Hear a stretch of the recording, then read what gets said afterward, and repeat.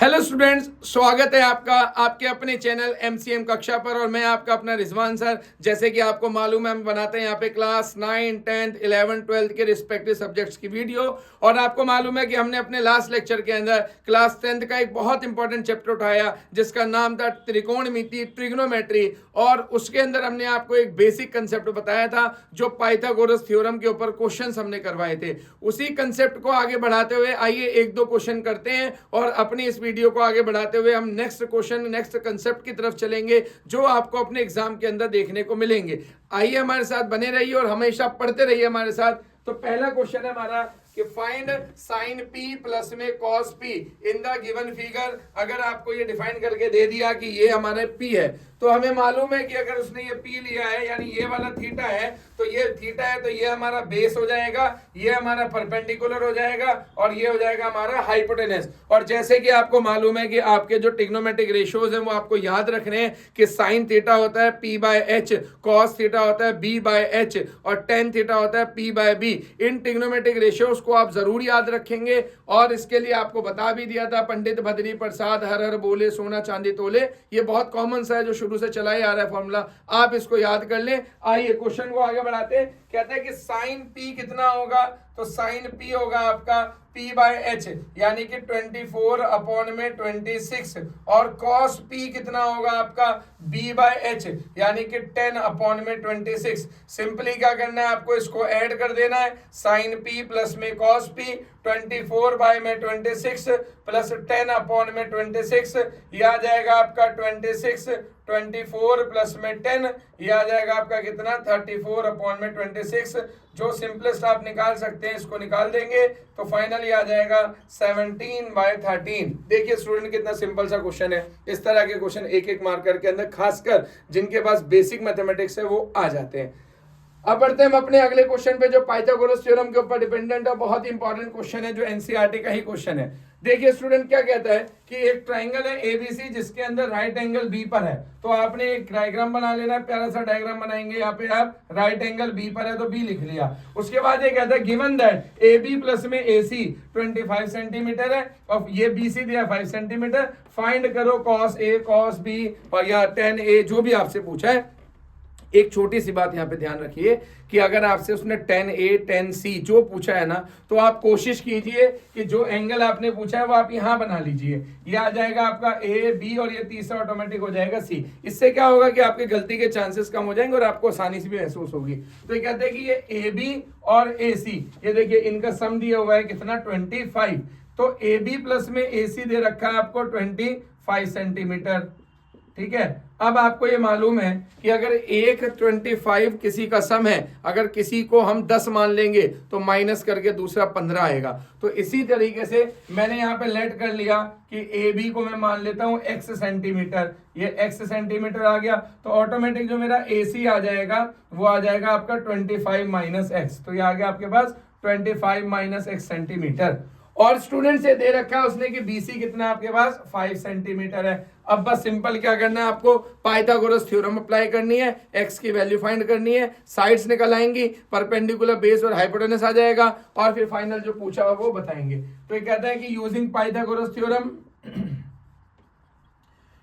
Pythagoras theorem तो क्या कहता है AB का स्क्वायर प्लस में BC का square is equal to AC का स्क्वायर।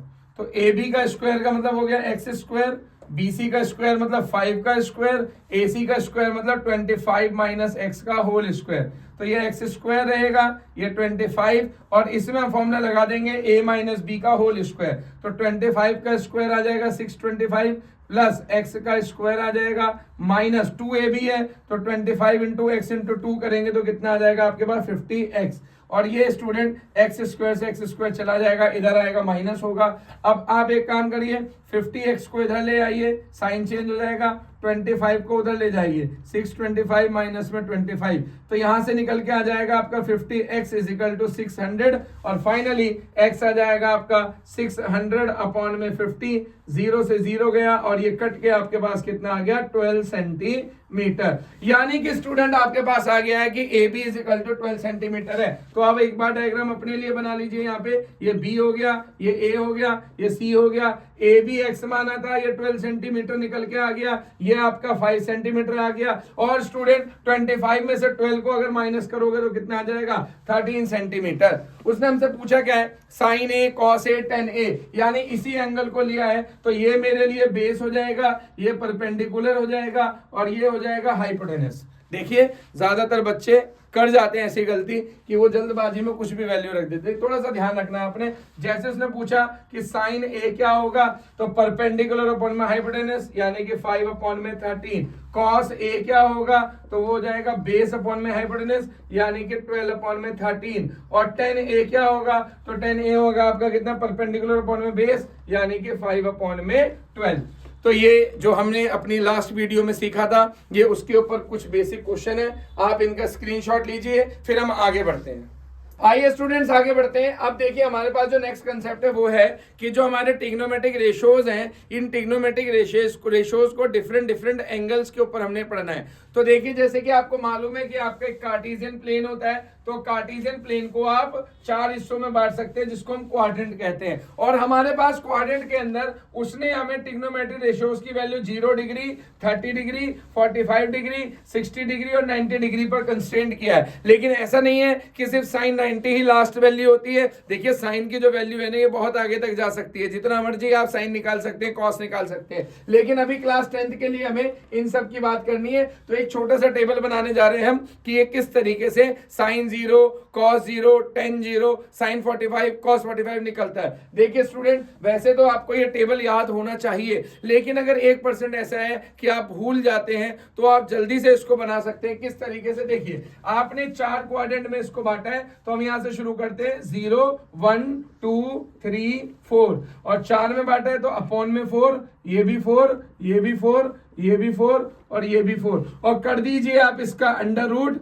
ये अंडर रूट, ये अंडर रूट, ये अंडर रूट और ये भी अंडर रूट। और अब यहां से जो वैल्यू निकल के आएगी वो डायरेक्ट वैल्यू आपके पास साइन की आने वाली है। देखिए 0 अपॉन में 4 0, तो 0 का रूट क्या आ जाएगा? 0, यानी साइन 0 0 होता है। और 1 का रूट आ गया 1 और 4 का रूट आ गया 2, यानी साइन 30 1/2 होता है। और इसी तरीके से ये कट जाएगा, हमारे पास 1/2 हो जाएगा।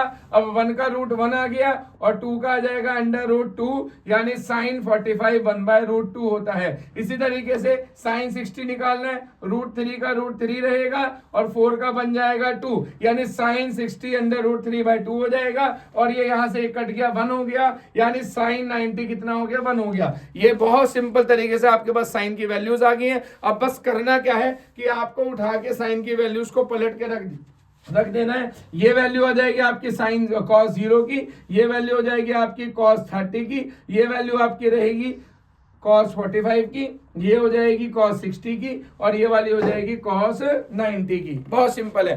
ध्यान देने वाली बात है, कॉस 45 और साइन 45 दोनों की वैल्यू बिल्कुल सेम होती है। सेम टाइम पर सेम एंगल पर दोनों वैल्यू सेम है। अब आगे बात करते हैं कि सर साइन और कॉस कैसे निकालना है। तो देखिए आप 0 अपॉन में 1 कर दीजिए, 0 को 1 से डिवाइड कर दीजिए तो क्या आ जाएगा? आपका 0 आ जाएगा। तो tan 0 0 होता है। इसी तरीके से 1/2 को √3/2 से आप डिवाइड करेंगे तो डिनोमिनेटर से डिनोमिनेटर कटेगा, ये आ जाएगा 1/√3। और क्योंकि ये दोनों सेम है तो कटने के बाद बन जाएगा 1 और इधर ये 2 से 2 कट जाएगा तो ये आ जाएगा अंडर√3 और 1 अपॉन में 0 करेंगे। जैसे हमने पढ़ा है रियल नंबर के अंदर कि कभी भी डिनोमिनेटर 0 नहीं होना चाहिए, क्योंकि डिनोमिनेटर 0 हो जाता है तो फ्रैक्शन नॉट डिफाइन हो जाता है। तो हमारी भी वैल्यू नॉट डिफाइन आ गई यहां पर। अब बच जाती है 3। जैसे कि मैंने आपको पिछले क्लास में भी बताया कि जो साइन का रेसिप्रोकल है वो कोसिकेंट है। बस पलट के वैल्यू रख दीजिए। 1 अपॉन में 0, सर ये नॉट डिफाइन हो गया, ये सर 2 हो जाएगा और सर ये वाला हो जाएगा अंडर√2, सर ये हो जाएगा 2 अपॉन में अंडर√3 और ये सर 1 का 1 रहेगा। कोस को पलटेंगे सब 1 रहेगा, ये रहेगा 2 अपॉन में अंडर√3, ये आ जाएगा अंडर√2, ये आ जाएगा 2 और सर ये हो जाएगा नॉट डिफाइन। और 10 को पलटेंगे तो सर ये नॉट डिफाइन आ गया, ये सर मेरे पास √3 आ गया, ये आ गया 1, ये आ गया 1 अपॉन में अंडर√3 और इनफिनाइट। अगर 1 को आप इन्फिनिटी से डिवाइड करेंगे, नॉट डिफाइन से, नॉट डिफाइन का मतलब बहुत बड़ा नंबर, तो क्या आंसर आना चाहिए? 0 आना चाहिए। तो ये हमारे पास क्या है बच्चों, टेबल बन गई है। अब देखिए इस टेबल को आपको याद करना ही करना है और इसके बेसिस पर आपके क्वेश्चन आने वाले हैं। खासकर जिन बच्चों के पास बेसिक मैथमेटिक्स है वो तो जरूर याद करें, क्योंकि उनका तो डायरेक्ट क्वेश्चन इस पे आना है। और स्टैंडर्ड वालों के कुछ क्वेश्चंस और हैं जो हम अपनी अपकमिंग वीडियोस के अंदर आपको बताने वाले हैं। कुछ बहुत बेहतरीन क्वेश्चन हम कराएंगे, PYQ भी इसके अंदर होंगे और अच्छे अच्छे कंसेप्ट के क्वेश्चन हमारे साथ आते रहेंगे। बस हमारे साथ बने रहिए, हमारे चैनल को शेयर कीजिए, सब्सक्राइब कीजिए और वीडियो अगर पसंद आ रही है तो इसको लाइक करिए और वीडियो को जितना अपने दोस्तों को शेयर करें करिए। आगे बढ़ते हैं। ये कहता है कि find the value of this. तो पहले इस क्वेश्चन को उठाते हैं। क्या वैल्यू निकलने वाली है? Sine 30 degree, cos 60 degree, cos 30 degree, sine 60 degree. अब आपको करना क्या है, डायरेक्टली उठा के अपने टेबल से वैल्यू को डालना है। तो जैसे साइन 30 डिग्री आप उठाएंगे तो कितना होता है 1/2 और कॉस 60 उठाएंगे तो वो भी कितना होता है 1/2। इसी तरीके से कॉस 30 की बात करेंगे तो वो होता है √3/2 और साइन 60 की बात करेंगे वो भी होता है √3/2। आप इसको सॉल्व करेंगे 1/4 आएगा, √3 मल्टीप्लाई होके 3 और ये 2 2 हो जाएगा 4 और दोनों का डिनोमिनेटर सेम है, ऐड कर दो सिंपली तो ये आ जाएगा आपका फाइनली 4/4। आंसर क्या आ गया आपका 1 आंसर आ गया। बस इतना सिंपल क्वेश्चन है बच्चों। आगे बढ़ते हैं। ये देखो सेकंड क्या कहता है, कहता है 2 tan square 45 plus cos square 30 minus sine square 60। देखो ध्यान देने वाली बात ये है, ये जो स्क्वायर है ना ये 45 का स्क्वायर नहीं है, ये tan 45 का होल स्क्वायर है। तो गलती मत कर जाना। तो ध्यान से देखना, हमने क्या करना है अब यहाँ पे tan 45 की वैल्यू लेनी है। कितनी होती है टेबल से देख के बताओ 1। तो 1 का हो गया स्क्वायर। cos 30 की वैल्यू देखो √3/2 का स्क्वायर। साइन 60 की वैल्यू देखो √3/2 का स्क्वायर। अरे सर क्या है ये क्वेश्चन में, ये तो बिल्कुल सेम है, माइनस प्लस हटा दिया इसको। यानी कि जो भी आया आपका 2 × 2 में 1 तो फाइनल आंसर कितना आ गया आपका 2 आ गया। तो ये हमारी टेबल आपको याद रखनी है और ये कुछ ऐसे क्वेश्चन है। आगे बढ़ते हैं, इस पे और क्वेश्चन करते हैं। इतने आप इसका स्क्रीनशॉट ले लीजिए। बढ़ते स्टूडेंट देखिए आपको टेबल मैंने लिखवा दिया, टेबल आपको याद रखना है, अपने पेपर के ऊपर बना लीजिए और मेरे साथ साथ इन क्वेश्चंस को सॉल्व कीजिए। देखिए मजा आने वाला है आपको। तो ये कहता है कि यहाँ पे tan स्क्वायर 30 आपको मालूम है tan स्क्वायर 30 की वैल्यू हो जाती है 1/√3, इसका होल स्क्वायर हो गया। साइन 30 की वैल्यू कितनी होती है 1/2 लिख दिया मल्टीप्लाई करके, प्लस यहाँ पे आ गया साइन cos 60 की वैल्यू कितनी होती है 1/2। तो 1/2 वैल्यू यहाँ पे हमने रख दी है इसकी। उसके बाद आ जाता है साइन स्क्वायर 90, तो साइन 90 की वैल्यू होती है 1, तो 1 का स्क्वायर होने वाला है। और उसके बाद tan 60 का मतलब √3 का स्क्वायर होने वाला है। आगे बढ़ते हैं। ये कहता है माइनस का 2 tan 45 1 हो गया। cos 0 कितना होता है 1 होता है, 1 का स्क्वायर भी क्या आने वाला है 1 आने वाला है। और साइन 90 भी कितना होता है स्टूडेंट 1 आने वाला है। तो अब इनका स्क्वायर करेंगे, ये आ जाएगा 1/3 इंटू में 1/2 प्लस में आ गया 1/2 और यहाँ ये क्या आ गया स्टूडेंट 3 आ गया, माइनस में क्या आ गया 2 आ गया। देखिए बोर्ड मास का ध्यान रखेंगे, जहां बोर्ड मास अप्लाई होगा उसको अप्लाई करेंगे। तो पहले ये मल्टीप्लाई करेंगे हम यहाँ पे, तो ये आ जाएगा 1/6 प्लस में इसको मल्टीप्लाई करेंगे, ये आ जाएगा 3/2 माइनस में आ गया 2। अब इसके नीचे क्या है 1 ले लीजिए, तो ये आ जाएगा 6, 2 और 1 का जो एलसीएम आता है वो आ जाएगा 6। तो यहाँ पर ये रहने वाला 1 प्लस में देखिए 2 के टेबल में 6 3 पे आता है तो 3 3 9 आ गया, और 1 के टेबल में 6 6 पे आता है 6 2 12 होने वाला है। ठीक है, अब ये आ जाएगा आपका कितना, ये आ गया आपके पास 10 माइनस में 12/6, तो ये आ गया माइनस का 2/6। सॉल्व करेंगे इसको, ये लीजिए फाइनल आंसर आ गया आपका माइनस का 1/3। तो देखिए स्टूडेंट क्वेश्चन दिखने में कितना बड़ा हो कैसा हो, अगर आपको वैल्यूज याद है तो क्वेश्चन बड़ी इजीली सॉल्व हो सकता है। एक और इंपॉर्टेंट क्वेश्चन मैं आपके सामने लेकर आया हूं। देखिए नेक्स्ट क्वेश्चन है हमारे पास, if sin theta minus cos theta is equal to 0 तो find the value of sin की पावर 4 theta plus cos की पावर 4 theta। देखिए घबराइएगा मत, क्वेश्चन पावर 4 देख के बिल्कुल ना घबराइए, बड़ा सिंपल सा क्वेश्चन है। ये कहता है कि sin theta minus cos theta is equal to 0, इसको उधर लेकर जाएंगे तो ये हो जाएगा sin theta is equal to cos theta। अभी देखिए मैंने आपको टेबल बनवाई थी तो मैंने आपको कहा था कि कहां पर sin और cos की वैल्यू इक्वल होती है 45 45 डिग्री पर। तो इसका मतलब क्या है, ये वैल्यू 45 डिग्री में यहां से लिख सकता हूं कि यहां से थीटा कितना आ गया है 45 डिग्री। अब बस उठाइए, इसमें वैल्यू रखने वाले हम साइन की पावर 4 थीटा कॉस की पावर 4 थीटा। तो साइन 45 की पावर 4 है और ये भी cos 4 45 है। तो साइन 45 आ गया 1/√2, इस पूरे की पावर 4 हो गई, और ये भी हो गया 1/√2, इस पूरे की पावर क्या आ गई 4 आ गई। अब आपको मालूम है कि 1 की जो भी पावर कर लो वो 1 रहने वाला है। अच्छा, √2 का स्क्वायर हो जाता है 2, और एक और बार स्क्वायर करेंगे तो 2, तो 2 का कितना आने वाला है 4 आने वाला है। और सिमिलरली यहाँ पर भी सेम, और 1/4 आने वाला है 2/4। सॉल्व करके आपका आंसर आ गया 1/2। ये देखिए क्वेश्चन दिखने में कैसा हो, लेकिन अगर आपको वैल्यूज याद हैं और आपके अंदर कॉन्फिडेंस है तो क्वेश्चन पक्का निकल जाएगा। ट्रिग्नोमेट्री बहुत आसान है, यकीन मानिएगा। ठीक है, आगे बढ़ते हैं। ये भी क्वेश्चन देखें, इसमें इस तरीके का क्वेश्चन एनसीईआरटी में है और अक्सर प्रीवियस ईयर के एग्जाम के अंदर ऐसे क्वेश्चन आपको देखने को मिलेंगे। अगर आप देखेंगे पीवाईक्यू क्वेश्चन कहता है इफ साइन a प्लस में 2b इज इक्वल टू √3/2 और कॉस a प्लस में 4b इज इक्वल टू 0, और ये डिफाइन कर रहा है कि a जो है वो b से बड़ा है, और जो ये a प्लस में 4b है ना, ये 0 से बड़ा रहेगा, 90 के इक्वल और 90 से छोटा रहेगा। तो आप a और b की वैल्यू फाइंड कर लीजिए। क्वेश्चन पढ़ के घबराने का नहीं, बहुत आसान क्वेश्चन है। ध्यान से देखिए कैसे करना है हमारे को। आप इसको लिख लीजिए, साइन a प्लस में 2b इज इक्वल टू √3/2, और आप इसको भी लिख लीजिए कि cos a प्लस में 4b इज इक्वल टू 0।